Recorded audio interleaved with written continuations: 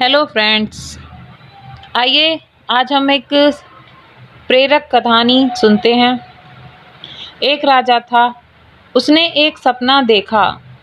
सपने में उसको एक परोपकारी साधु कह रहा था कि बेटे, कल रात को तुम्हें एक विषैला सांप काट लेगा और उसके काटने से तुम्हारी मृत्यु हो जाएगी।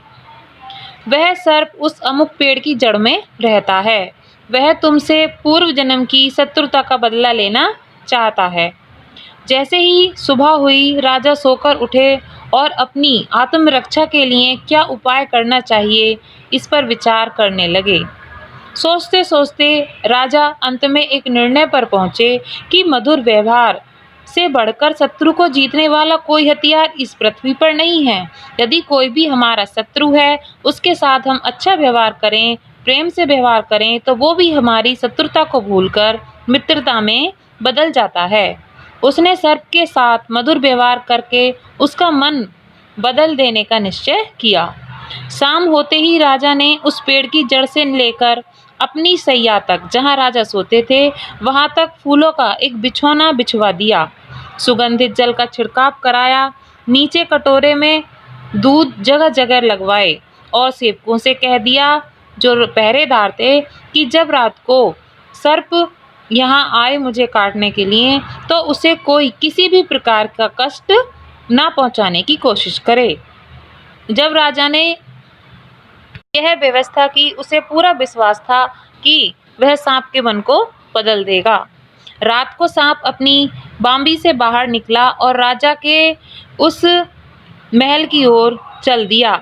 वह जैसे जैसे आगे बढ़ता गया, अपने लिए की गई स्वागत की व्यवस्था को देखकर आनंदित होता गया।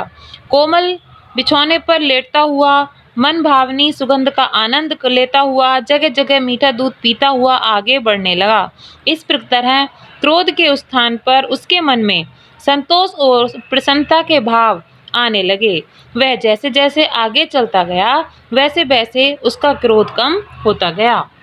राजमहल में जब वह प्रवेश करने लगा, तो देखा कि जो प्रहरी और द्वारपाल सशस्त्र खड़े हैं, परंतु उन्हें जरा भी हानि पहुंचाने की चेष्टा नहीं कर रहे हैं।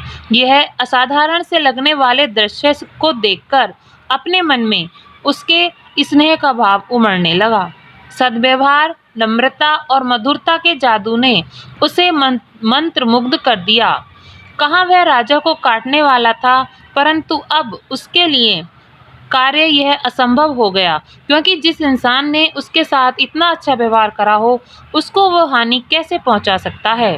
हानि पहुंचाने के लिए आने वाले शत्रु के साथ उसका ऐसा व्यवहार था जिससे उसका मन बदल गया। वह धर्मार्थ राजा को काटूं या ना काटूं, इस पर सोचने लगा। वो बड़ी दुविधा में पड़ गया। राजा के पलंग तक पहुंचने तक राजा का निश्चय पूरी तरह से बदल गया। उधर समय से कुछ देर बाद राजा के महल में जब सांप पहुंचा, सांप ने राजा से कहा, राजन, मैं तुम्हें काटकर पिछले जन्म का बदला चुकाने आया था, परंतु तुम्हारे स्नेह और सद्व्यवहार ने मुझे परास्त कर दिया। अब मैं तुम्हारा शत्रु नहीं, मित्र हूँ। मित्रता के उपहार स्वरूप अपनी बहुमूल्य मणि मैं तुम्हें दे रहा हूँ। लो, इसे अपने पास रखो। इतना कहकर मणि राजा के सामने रखकर सांप चला गया। यह महज एक कहानी नहीं दोस्तों, बल्कि जीवन की सच्चाई है। अच्छा व्यवहार कठिन से कठिन कार्य को सरल बनाने में हमारी मदद करता है।